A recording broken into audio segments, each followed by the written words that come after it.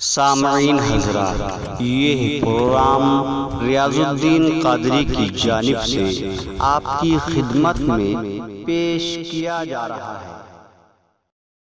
شجر و حجر کی تعریف کرے، تعریف ہوگی شجر و حجر بنانے والے کی۔ برق و ثمر کی تعریف کرے، تعریف ہوگی برق و ثمر بنانے والے کی۔ شمس و قمر کی تعریف کرے، تعریف ہوگی شمس و قمر بنانے والے کی۔ پتہ چلا جس کی تعریف کرے تعریف ہوگی اس کی بنانے والے کی۔ اگر نبی کی تعریف کرے تعریف ہوگی نبی بنانے والے کی۔ ولی کی تعریف کرے تعریف ہوگی ولی بنانے والے کی۔ کتب کی تعریف کرے تعریف ہوگی کتب بنانے والے کی۔ دلالی شاہ بابا کی تعریف کرے تعریف ہوگی دلالی شاہ بابا بنانے والے کی۔ پتہ چلا جس کی تعریف کرے تعریف ہوگی اس کے بنانے والے کی۔ سب کا بنانے والا خدا، تمام تعریف اللہ تعالیٰ کے لیے۔ الحمدللہ رب العالمین۔ اب ایک بات اہم بات جی بالکل آ رہی نا، آ رہی تو چل کے بولے سبحان اللہ۔ 5 سے 7 منٹ کی گفتگو میں ختم کر رہا ہوں۔ تمام تعریف ایک بات، قرآن میں اتنی صورت ہے کسی کو یاد نہیں ہوگا، جو کبھی پیپر کے علاوہ کچھ پڑھائی نہیں تو کہاں سے پتا ہوگا قرآن؟ صبح اٹھتے ہیں تو پیپر یاد رکھنا، کل قیامت کے دن یہ نہیں پوچھا جائے گا کہ روہنگیا کے مسلمان کتنا کٹے، کل قیامت کے دن یہ نہیں پوچھا جائے گا سمندر میں کتنا آدمی ڈوبے۔ کل قیامت کے دن سب سے پہلے جس چیز کی پوچھ ہوگی وہ نماز ہے، نماز۔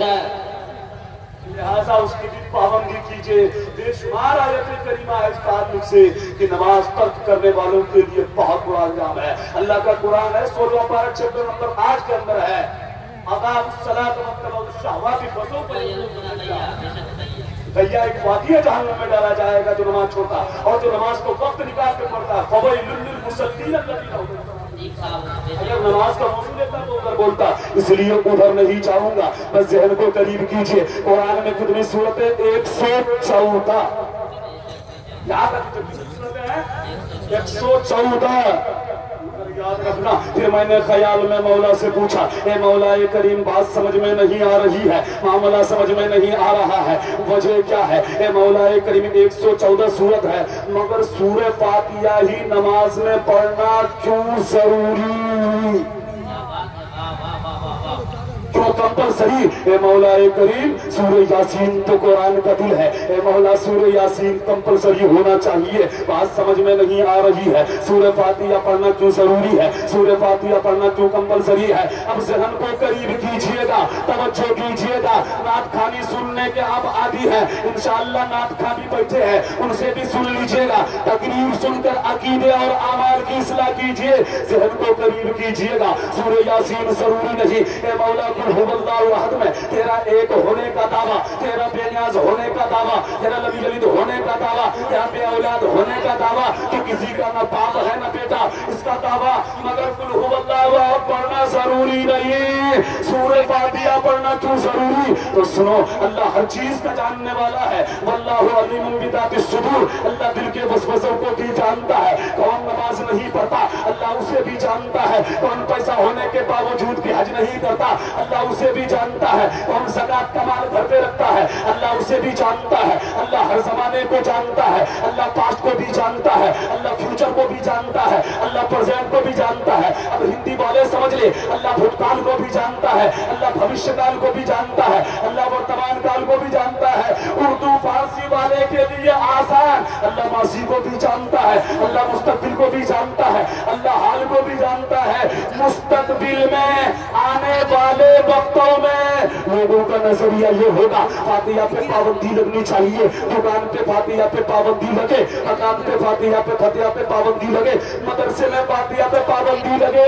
کوئی فاتحہ پہ پابندی لگائے اس سے پہلے رب نے کمپلسری کر دیا، تم اپنے گھروں میں فاتحہ نہیں پڑھو گے چلے گا، اپنے مکان میں فاتحہ نہیں پڑھو گے چلے گا، اپنی دکان میں فاتحہ نہیں پڑھو گے چلے گا، اپنے مدرسہ میں فاتحہ نہیں پڑھو گے چلے گا۔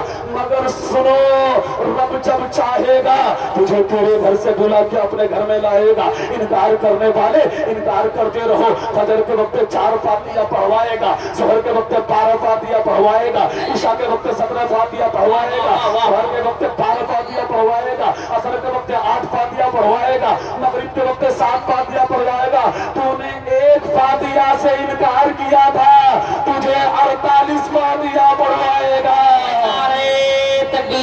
تکبیر، نعرہ رسالت، اعلیٰ حضرت علامہ تنویر القادری مصباحی، سرزمین دلالی، عظمت والدین کانفرنس، نوجوان کمیٹی۔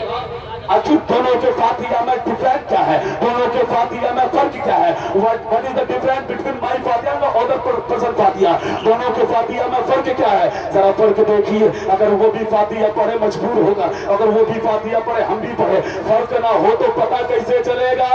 تو علماء فرماتے ہیں قاری تنویر صاحب کہہ دو وہ مجبور ہو کے پڑھتے، یہ مسرور ہو کے پڑھتے۔ نعرہ تکبیر، نعرہ رسالت، اعلیٰ حضرت علماء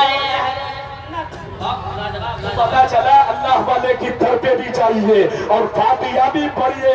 میں نے آیت کریمہ پڑھا، ہنالک دعا زکریا ربا، زکریا نے وہاں سے اپنے رب کو پکارا، محراب مریم سے پکارا، اللہ والے کے در سے پکارا، اور پکار بھی یہی کہا کہ مولا تو مجھے ایک اولاد دے دے۔ پتا چلا کہ اللہ والے کے در میں جا کر اللہ تعالیٰ سے ان کے صدقے میں اولاد مانگنا حضرت زکریا کی سنت ہے۔ اللہ والے کے در پہ بھی جائیے، فاتحہ بھی پڑھیے اور ان کے صدقے سے دعائیں بھی مانگیے۔ یاد رکھنا پھر کبھی حاضری ہوگی تو انشاءاللہ گفتگو کروں گا، اس لیے کہ قاری اجاز صاحب قبلہ بیٹھے ہوئے ہیں، ان کی بھی پاکیزہ گفتگو آپ کو سماعت کرنی ہے۔ اگر بولنے میں کسی قسم کی غلطی ہو اللہ معاف کرے۔ استغفر اللہ ربی، آپ بھی توبہ کریں، استغفر اللہ ربی من کل ذنب واتوب الیہ، اشہد ان لا الہ الا اللہ واشہد ان محمدا عبدہ ورسولہ۔ السلام علیکم ورحمۃ اللہ، خدا حافظ۔ اسلام زندہ باد، یہاں کے مسلمان زندہ باد۔